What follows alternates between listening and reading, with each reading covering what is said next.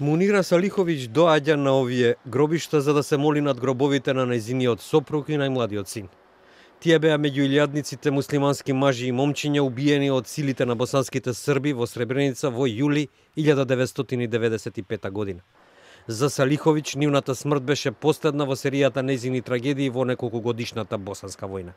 Teško, meni su teški dani postali od prvog, malte ne od kako se, prvog dana rata. Jer ja sam 92. izgubila sina 13. jula. 92. To je na početku rata. To je jedan sin poginuo ovdje u kući od 20 godina. Drugi poginuo 93. On je poginuo na liniji gore, više Srebrenice. Isto i on od 19 godina. Treći 95. nesto i supruget, to je sve. Додека силите на босанските срби, начело со генералот Радко Младич, ја заземаа Сребреница, стотици мажи и момчиња се обидоа да барат за солниште во блиските шуми и планини.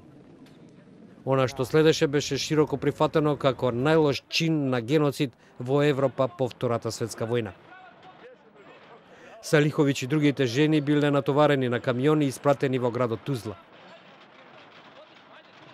Muža sam pronašla, ne znam koliko je godina bila, a sina sam nakon 19. godine pronašla. 19. mu godina bila kad je otišao, u 19. godini sam ga pronašla.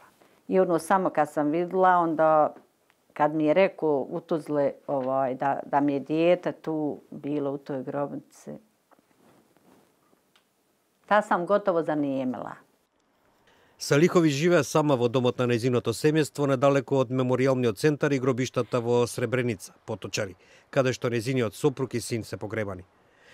Таа вели дека не давала големо внимание на судењето на Радко Младич, кој се соочува со обвиненија за геноцид и воени злосторства во врска со масакрот во Сребреница. Како што Меѓународниот кривичен трибунал за поранешна Југославија се подготвува да изрече пресудата, Салиховиќ вели дека таа верува ути правдата никогаш не може да биде целосно задоволена. Vjeruj da ga ne mogu da gledam. Samo bi mu poželjela da mu Bog da dugo živi, a da izgubi svu porodicu. Svu porodicu da izgubi, a da živi dugo. Da vidi kako je živjeti, izgubiti svoju djecu, a živi. To mu najviše poželjela da imam ja moć a šta kaže, da živi dugo. Долго очекуваната пресуда на Младич ќе затвори уште едно поглавје во историјата на босанската војна. Но за Салиховиќ трагедиите на војната никогаш нема да ја остават мирна.